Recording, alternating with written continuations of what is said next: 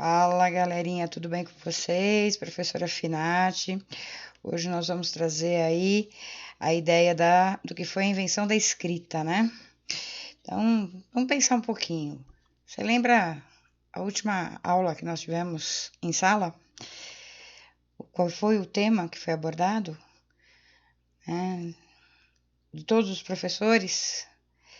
Se você não lembra, você pode olhar no seu caderno. E olha que legal, é exatamente por isso que existe a escrita, né? Para fazer o registro de todos os acontecimentos que foram importantes aí na vida da humanidade. E se a gente pensar no início, né, no surgimento da escrita, afinal de contas, para que ela serve, né? Vamos ver aí um pouquinho dessa história. Redes sociais na tela, para o pessoal que quiser manter o contato aí conosco, né?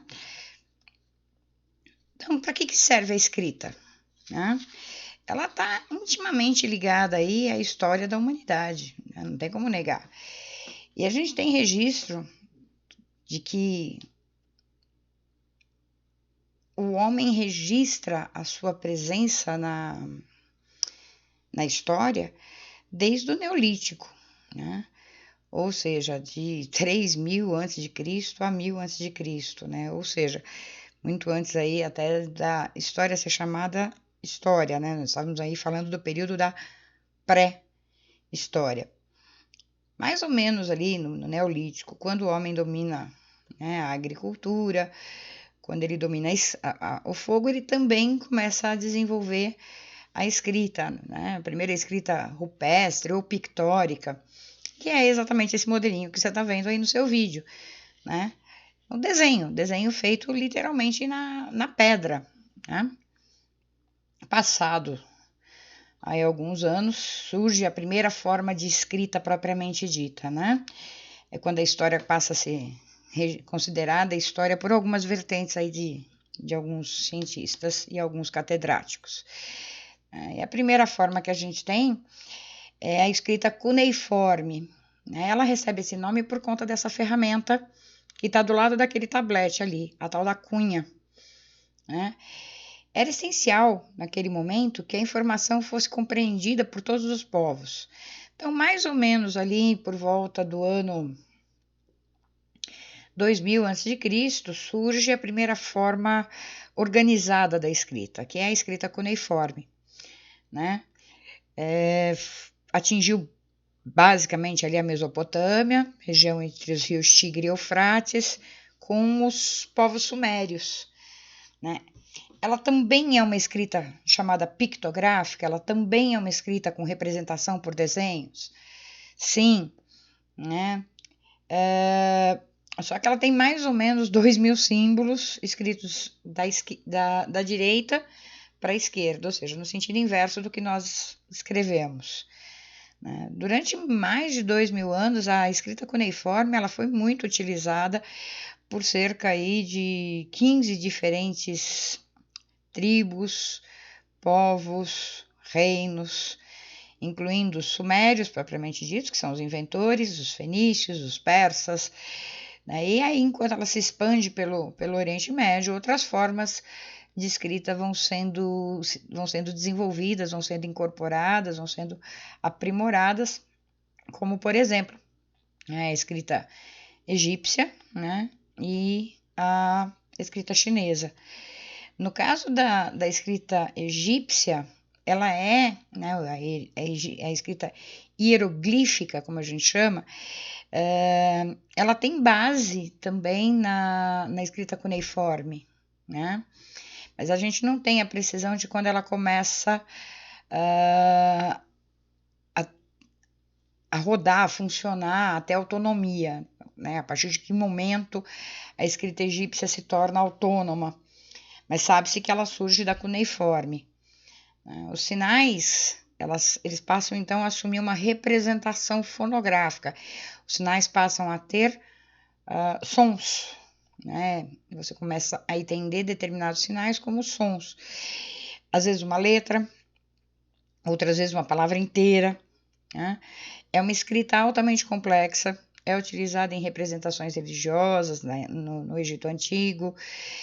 Além disso, os egípcios, não facilitando a nossa vida, claro, né, eles dividem em 2 tipos: a escrita hierática, que era basicamente utilizada em textos literários, textos administrativos, textos jurídicos, lembrando, né, que a sociedade egípcia era uma sociedade extremamente complexa e muito bem organizada, tanto do ponto de vista administrativo, jurídico, né, e também tinha a sua própria escrita.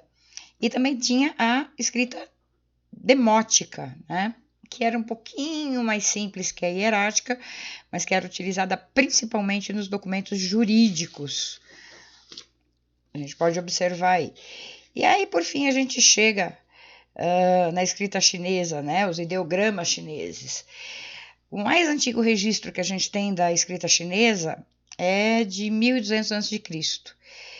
E, embora tenha sofrido aí algumas alterações, ele existe até os dias de hoje, né?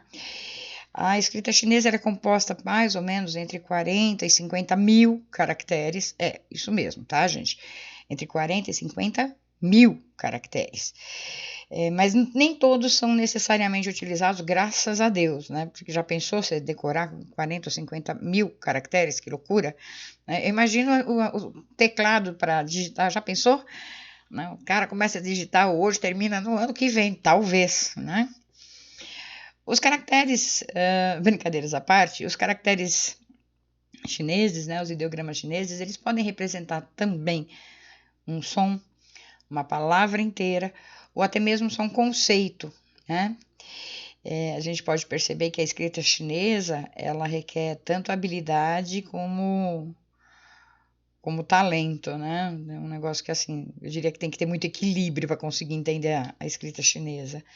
Sem contar que é linda, né?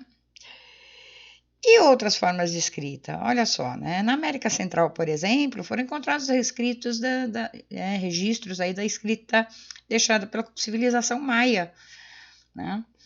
E esses registros se referiam principalmente a dados históricos e civis, como guerras, como casamentos, como grandes eventos, né? O alfabeto, tal como nós conhecemos, a representação fonética do alfabeto, ela é desenvolvida lá atrás pelos fenícios. E eles criam o alfabeto com 22 sinais, né, aos quais foram acrescentadas as vogais. Os fenícios fizeram um alfabeto que só tinha consoante. Lindo, só que não. Aí os gregos foram lá, né, e é esse alfabetozinho que você está vendo bem no meio da tela, que é o alfabeto grego, né, o alfabeto grego arcaico. E ele, então, acrescenta ali as vogais, ao mesmo tempo em que ele retira letras cujo som não fazia sentido para a cultura deles, né? Passando, então, o alfabeto a ser representado por 22 sinais. Da evolução do alfabeto fenício para o grego e depois para o romano, que é esse que está mais do ladinho, é que surge o nosso sistema alfabético, que é o alfabeto greco-romano. Outros alfabetos curiosos aí, né? Nós temos aí no centro pequenininho o siríaco, nós temos o arábico, o aramaico, nós temos o próprio romano arcaico. Mas se nós pararmos para pensar, existem várias formas de se representar as letras. O importante não é a forma como nós a representamos, mas sim o conteúdo daquilo que elas querem dizer. Então, a gente pensa assim, para que serve a história? A história narra, é o estudo das mudanças e permanências do homem ao longo do tempo. E como é que a gente sabe das mudanças e das permanências? Com as fontes históricas e também com os registros históricos. Nós vimos já os fósseis, nós já vimos registros, né, materiais, nós já vimos alguns registros imateriais, e finalmente nós estamos chegando aí no grande divisor de água, que é a escrita, né? A partir do registro dos eventos, é que nós, cientistas, pudemos, então, começar a compreender um pouco melhor tanto as sociedades antigas, como o que aconteceu na semana passada, ou hoje de manhã, ou até ontem, né? Na verdade, nesse momento de 2020, tudo que a gente está registrando em termos de conhecimento, de sentimentos, de percepção de mundo, né, tudo isso vai ser, em pouquíssimo tempo, vai ser considerado um acervo histórico.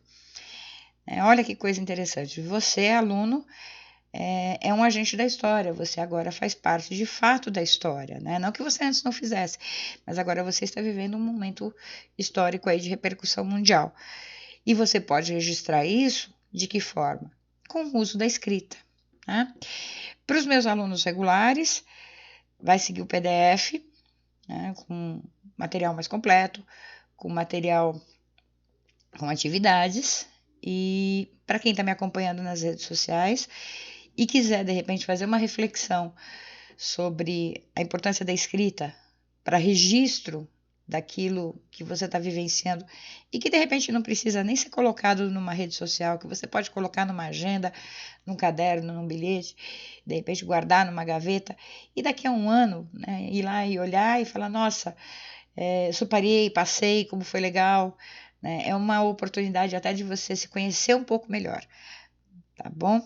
Por hora é isso, fiquem bem e até a próxima aula.